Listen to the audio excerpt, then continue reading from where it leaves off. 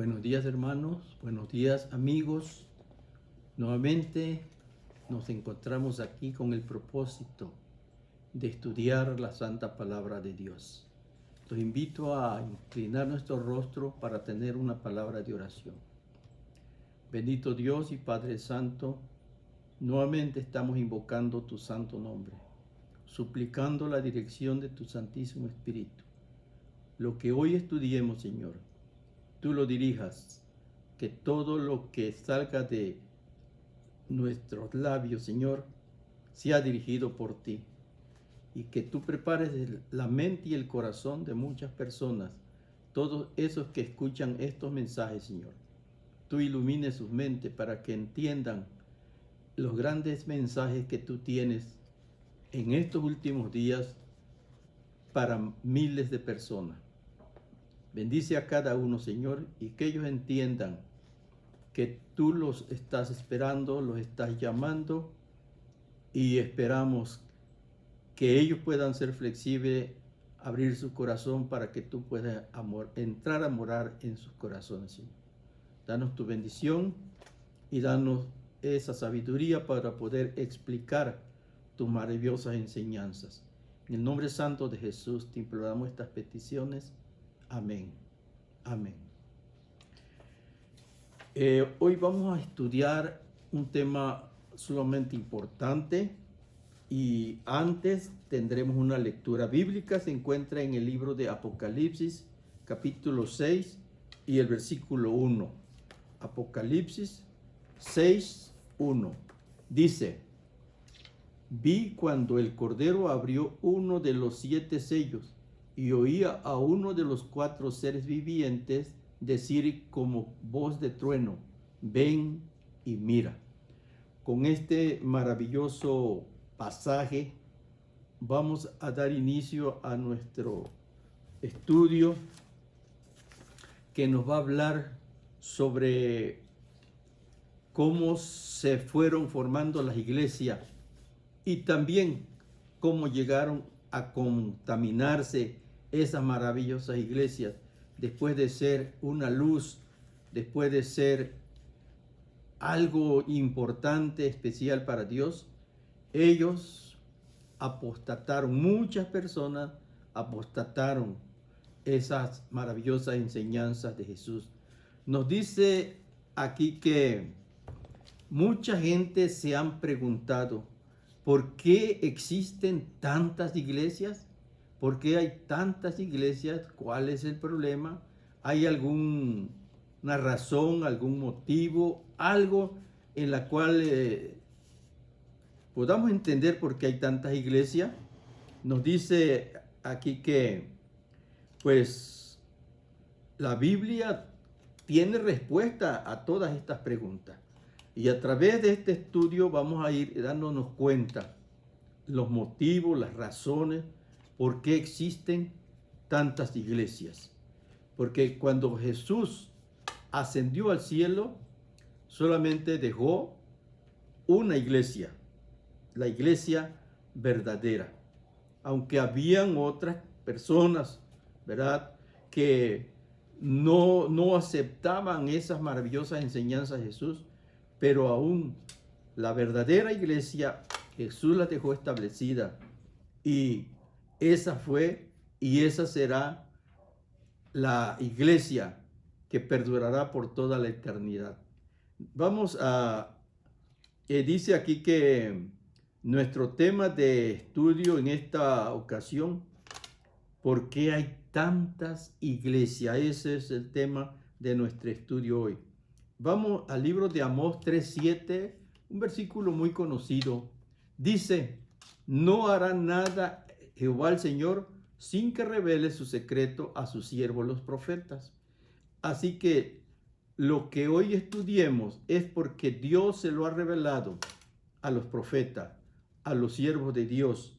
Y de esta manera vamos a ir entendiendo por qué hay tantas iglesias. Nos dice aquí que estos 4 jinetes, vamos a leer en el libro de Apocalipsis, el primer versículo que leímos hace un momento de la lectura bíblica, vamos a seguir leyendo ese capítulo, porque de allí vamos a hablar sobre este maravilloso mensaje. El capítulo que leímos fue el capítulo 6, el versículo 1 del libro de Apocalipsis. Y dice que vamos a hallar a nuestro estudio en el Apocalipsis, en el último libro de la Biblia, capítulo 6, habla de 4 jinetes. Estos 4 jinetes representan diferentes periodos de la iglesia, diferentes periodos. El primer periodo empezó desde el año, cuando Cristo estableció su iglesia, en el año 31, el año 34, por ahí, ¿verdad? Hasta el año 100. En ese lapso de tiempo se encuentra registradas las actividades de la primera iglesia que nuestro Señor Jesucristo fundó con sus apóstoles. Cuando Él se fue, dejó esa iglesia establecida, y vamos a ver en cómo lo presenta el libro de Apocalipsis, capítulo 6 y el versículo 2. Apocalipsis, capítulo 6, nos dice 6:2. Y miré, y aquí un caballo blanco, y el que lo montaba tenía un arco, y le fue dado una corona, y salió venciendo y para vencer. ¿Qué color era ese caballo? Era blanco. Representaba la pureza, representaba lo que realmente simbolizaba esta iglesia. Esa iglesia era pura, limpia, perfecta, que Dios estableció. Y allí estuvo esa iglesia trabajando. Vamos a ver qué nos va a ir diciendo. Dice, debió de haber sido emocionante vivir en este primer siglo, justamente después de la ascensión, cuando nuestro Señor Jesucristo ascendió al cielo. Los discípulos estaban llenos de gran valor, mucha fe, porque habían caminado, hablado con Jesús, habían estado con Él. Bueno, también lo habían visto ascender al cielo, y también habían escuchado las palabras de vendré otra vez. Y creían en su segunda venida, en su retorno a esta tierra. Nos dice que dieron a conocer las nuevas del Evangelio a todo el mundo conocido en aquel tiempo. Esos hombres, esas personas, durante esos 100 años que fue establecida esa iglesia, dice la palabra de Dios que el Evangelio fue dado a conocer al todo el mundo conocido de aquel tiempo. Todos escucharon estos mensajes que Dios había mandado a través de todos sus apóstoles, que Él había dejado establecido. Nos dice aquí que de hecho las buenas nuevas de salvación fueron predicadas en todas partes del mundo, entonces conocidos en aquel tiempo.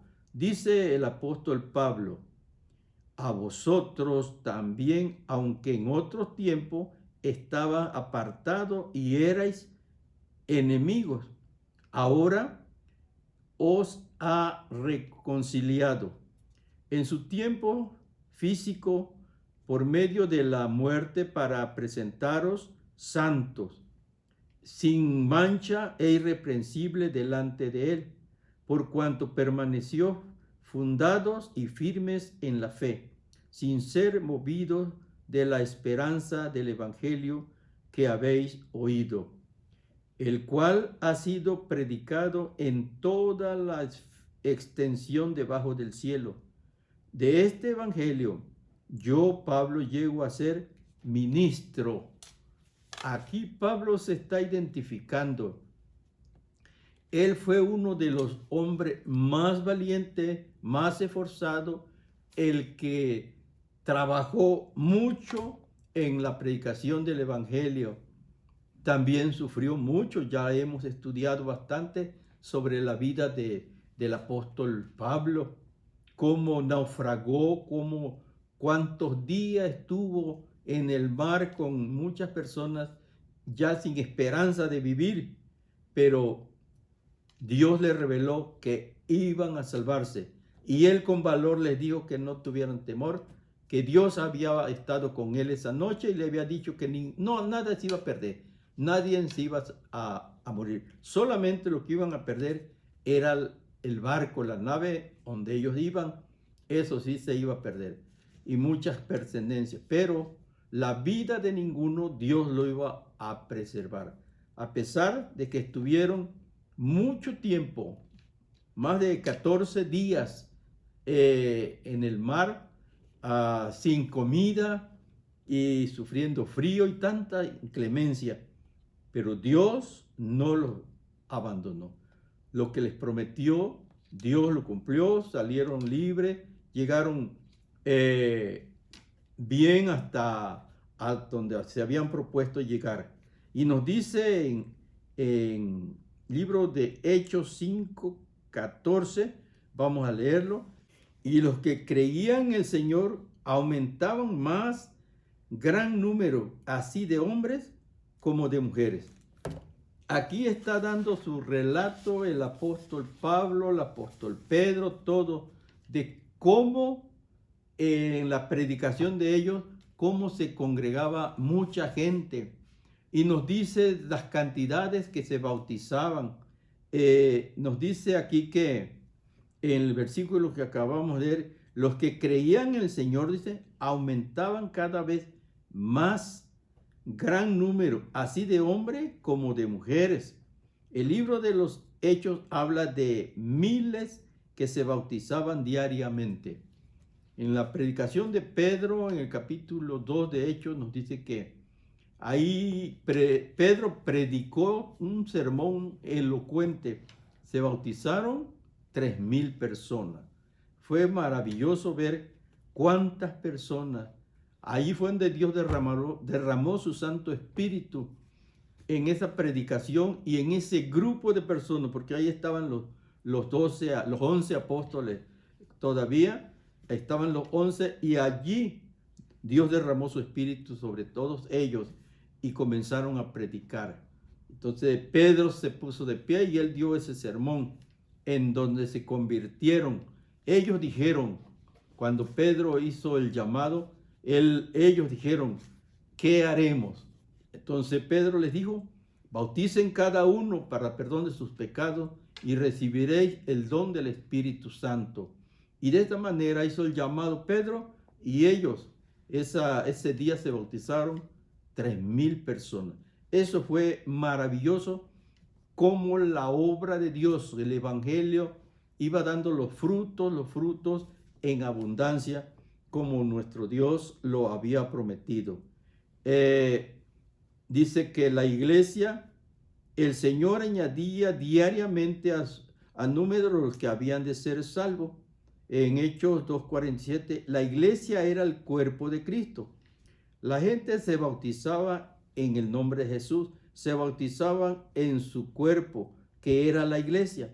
Era muy importante para los primeros discípulos ser fieles a Jesús cuando se les advirtió a los discípulos que no enseñaran en el nombre de Jesús. Dice la Biblia que respondieron. Pedro siempre fue el más agresivo, el que siempre salía adelante para dar respuesta. Entonces Pedro y los apóstoles dijeron, es necesario obedecer a Dios antes que a los hombres.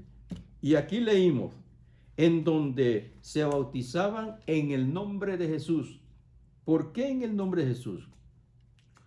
Porque esas personas habían crucificado a Jesús. Ellos aceptaban a Jehová, a nuestro Dios, como Dios Padre, pero no a Jesús. Entonces, por eso Pedro, para que reconocieran que nuestro Señor Jesucristo es el Dios, entonces les dijo, bautícese en el nombre de Jesús para perdón de vuestros pecados y recibiréis el don del Espíritu Santo. De esta manera, toda esa multitud reconocieron a Jesús como su Salvador también. Nos dice aquí, tenían una fe pura porque habían estado con Jesús. Creían lo que Jesús creía y enseñaban lo que Jesús enseñaba. Eso eran esos discípulos valientes que Jesús dejó en esta tierra cuando Él ascendió al cielo. Esa es la misma clase de fe que necesitamos tener hoy. Más fe sencilla y pura que mire con anhelo hacia la segunda venida de nuestro Señor Jesucristo. Una fe cuya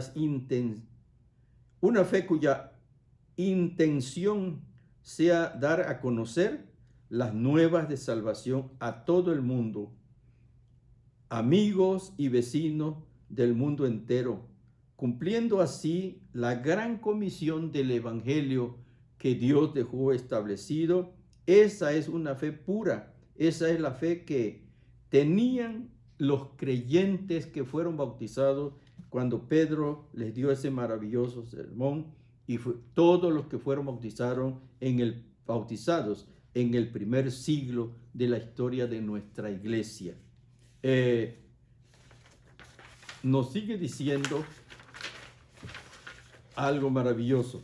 Nos dice, la primera iglesia de Éfeso, la primera iglesia de fe conquistadora estaba representado por un caballo blanco. Este periodo terminó en el año 100. Aquí nos está diciendo, ¿verdad?, de que la primera iglesia, el periodo de la primera iglesia duró 100 años. Estaba representada por el caballo blanco que leímos al comienzo. Era una iglesia limpia, pura, perfecta, una iglesia sin ninguna mancha ni arruga, como dice Jesús, ni cosa semejante.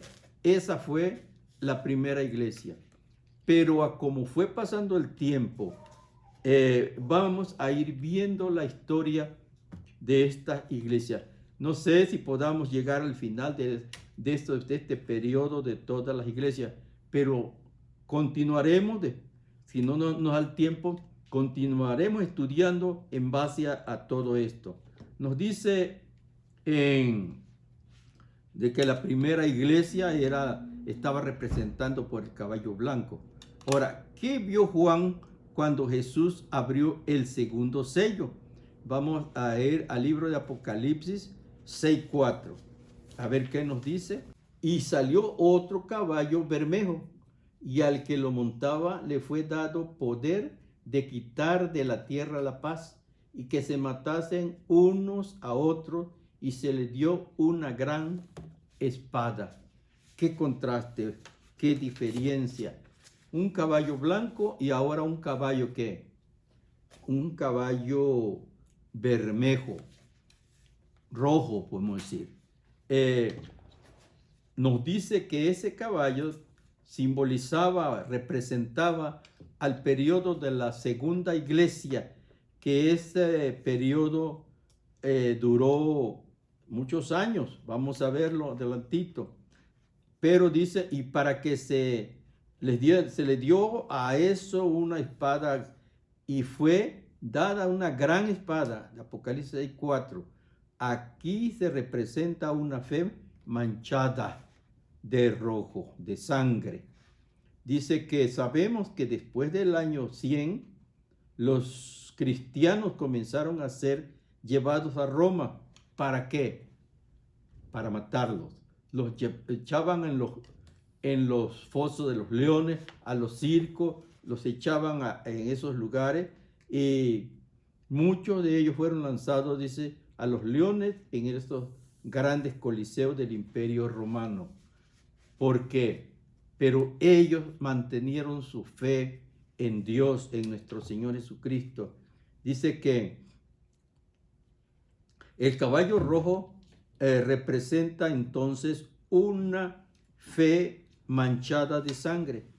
El segundo caballo es la iglesia cristiana desde el año 100 hasta el año 323, un periodo más extenso que la primera. Fueron 100 años, ahora fueron del 100 al 333.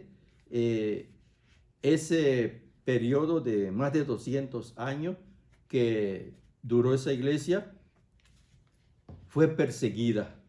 Por eso lo representa un caballo rojo bermejo que simboliza la sangre de muchos mártires, de muchos cristianos que ofrendaron su vida por amor a nuestro Dios. Nos dice aquí que qué época tan terrible para la iglesia cristiana. Y sin embargo, la iglesia continuaba creciendo. Un historiador de esa época dijo que la sangre de esos cristianos, de esos mártires, era como semilla, porque donde caía la sangre de un mártir, dice, muchas personas aceptaban a Jesús, y por eso él lo cataloga ahí, que era como semilla la sangre de esos mártires.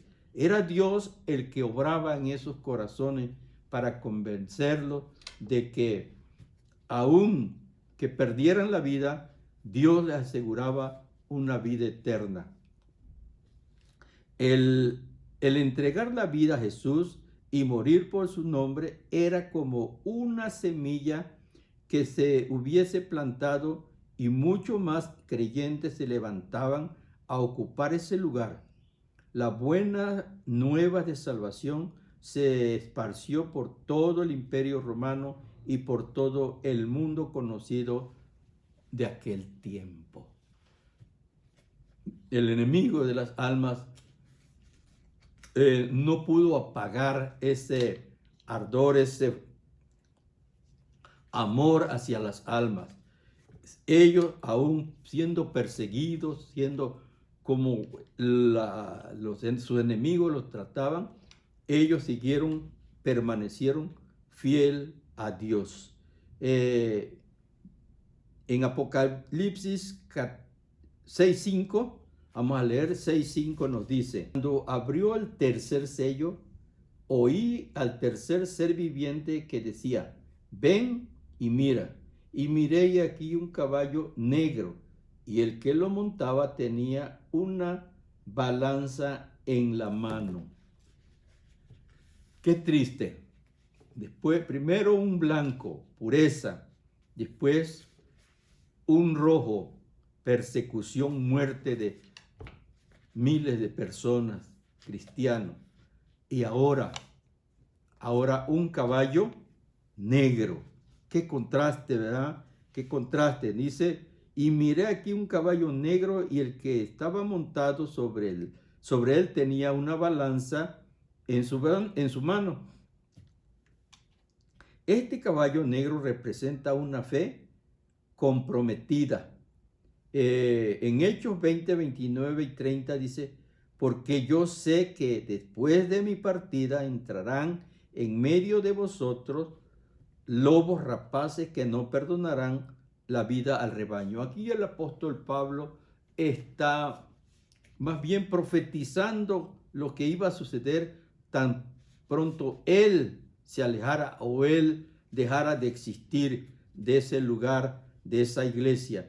Él dijo, porque yo sé que después de mi partida entrarán en medio de vosotros lobos rapaces que no perdonarán la vida al rebaño, y que de entre vosotros mismos se levantarán hombres que hablarán cosas perversas para descarriar a los discípulos tras ellos. Esta fue una época muy triste para la iglesia cristiana.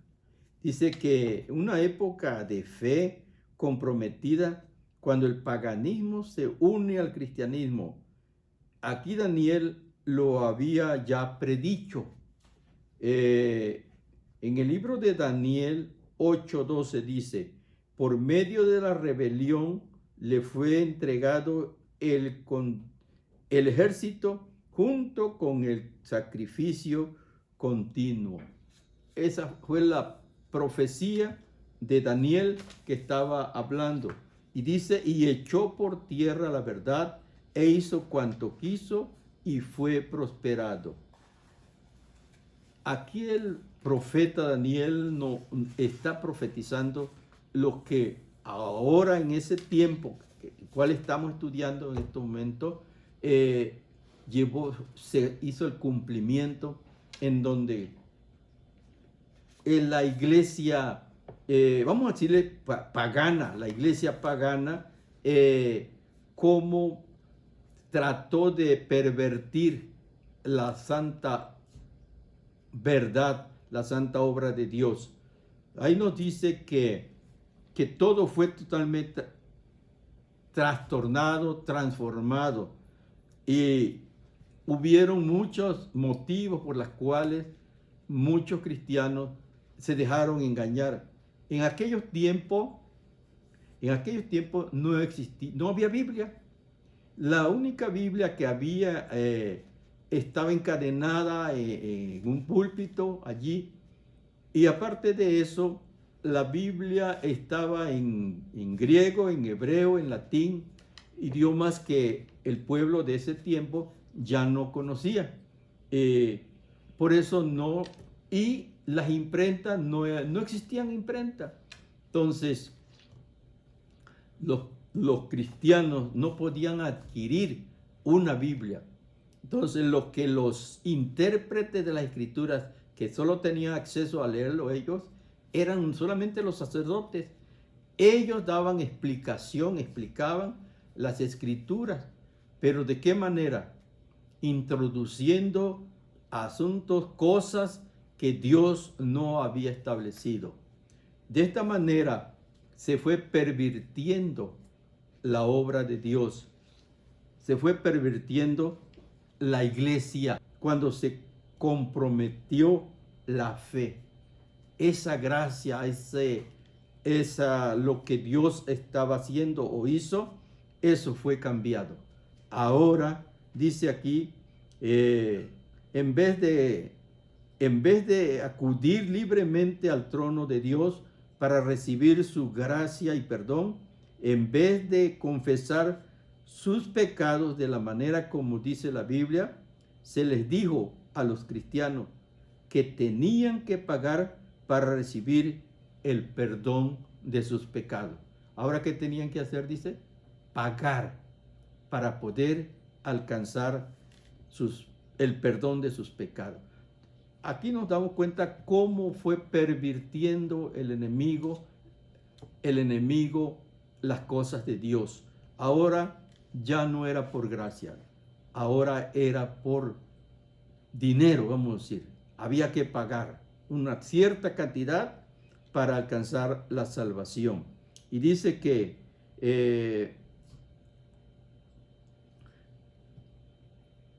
nos dice en Primera de Juan 1:9. Vamos a leer ese versículo. Juan 1:9 nos dice, si confesamos nuestros pecados, Él es fiel y justo para perdonar nuestros pecados y limpiarnos de toda maldad. ¿Nos damos cuenta?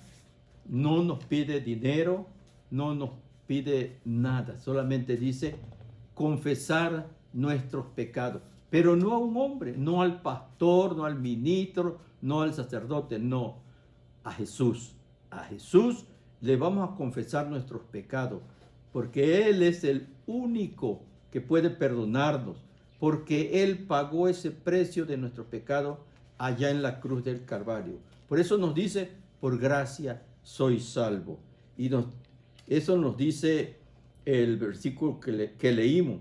Y se les dijo a los cristianos que debían acudir a un sacerdote.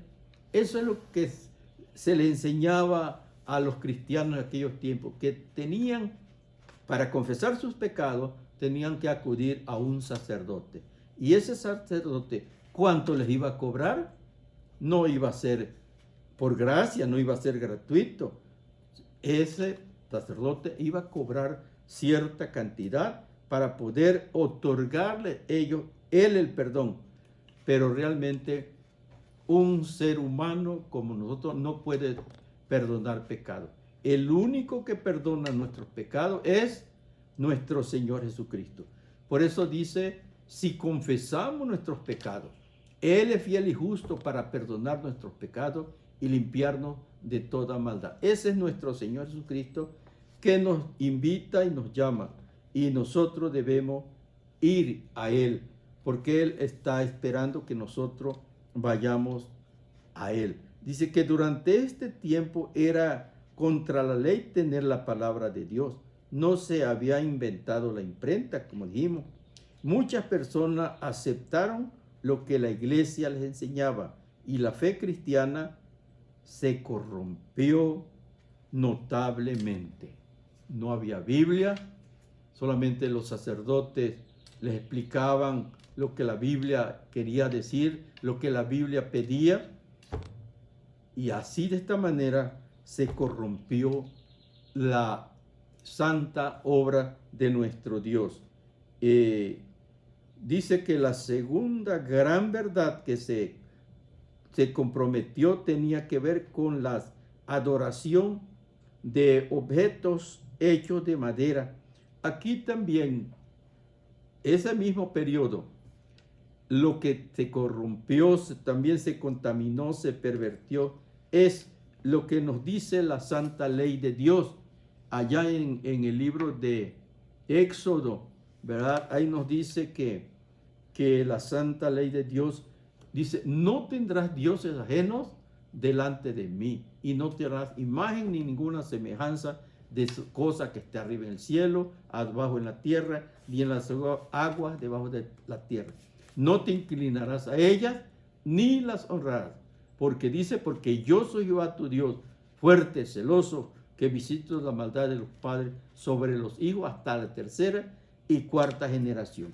Pero tristemente, la santa ley de Dios se hizo a un lado y comenzaron a aparecer adornos dentro de las iglesias, adornos que ya ahora muchas personas ya iban a confesar sus pecados a esas esculturas que estaban de pie allí, que simbolizaban que a Jesús o la Santa Cruz o algún apóstol allí. Entonces las personas iban, confesaban sus pecados y para recibir el perdón.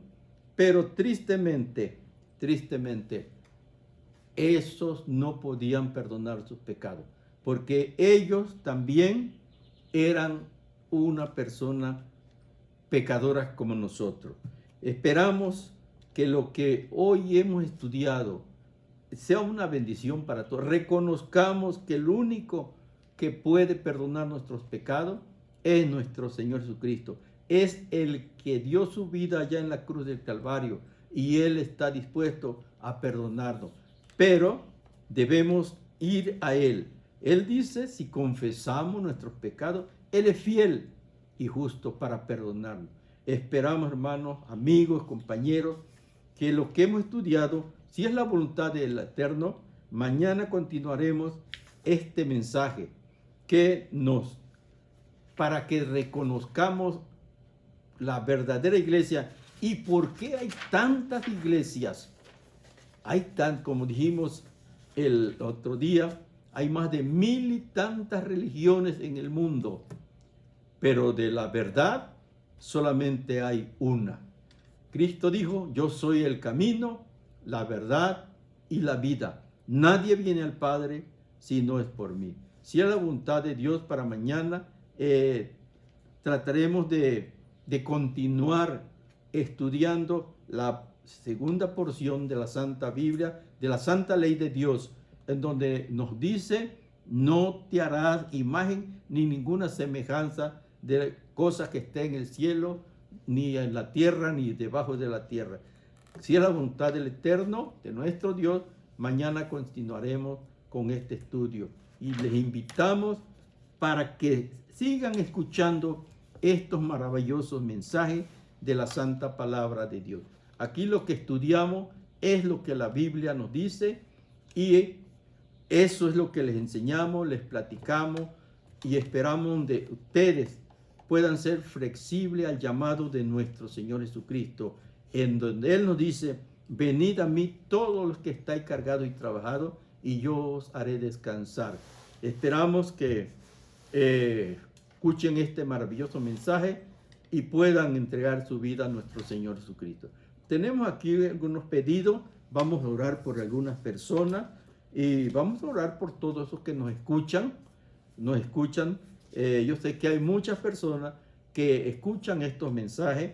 Vamos a orar por ellos, que Dios ilumine sus mentes, sus corazones, y que ellos puedan ser flexibles al toque maravilloso de su Santo Espíritu. Y yo vamos a orar por los que estén enfermos, Dios les pueda dar la salud. Dice aquí que oremos por Ángel Ibarra Escudero, es nieto de la hermana Celia. Vamos a orar por él, que Dios le dé la salud. También vamos a orar por Salvador Hernández, vamos a orar por él. También vamos a orar por Marcos Salaya. También vamos a orar por Lilia Andrade. Vamos a orar también por Marta Chávez. También vamos a orar por Manuela Rueda de la Cruz. Hasta allá está Veracruz, hasta allá vamos. Vamos a orar por ella, que Dios la bendiga, Dios la ayude y que ella se mantenga fiel y firme hasta la santa venida de nuestro Señor Jesucristo. También vamos a orar por Lolita Martínez y también por mi hermano Tomás Estrada, que nos escucha allá en Anapra.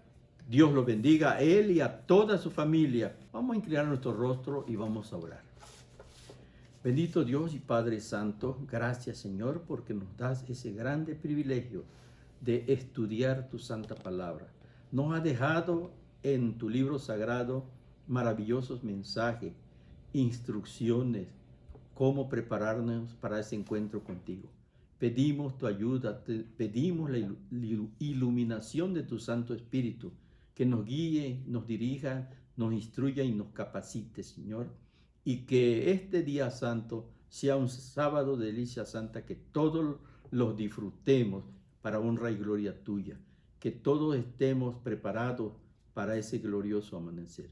Ayúdanos, Señor, y que todos disfrutemos de tus maravillosas bendiciones. En el nombre sagrado y santo de Jesús, te imploramos estas peticiones. También por todas esas personas que hemos nombrado, todas esas personas, tú lo has escuchado, Señor. Pedimos tu bendición, tú les des la salud a cada uno, tu protección, la dirección, tu Santo Espíritu. Allá donde se encuentra Nela, en Veracruz, en las Chuapas, allí estés con ella y con toda su familia. En donde están todos los hermanos que hemos nombrado, está Lolita, todos estos con su familia, tú estés con ellos, Señor, así como estás con nosotros, Señor. Danos tu bendición, te lo imploramos en el nombre santo de Jesús, tu Redentor y Salvador. Amén. Amén.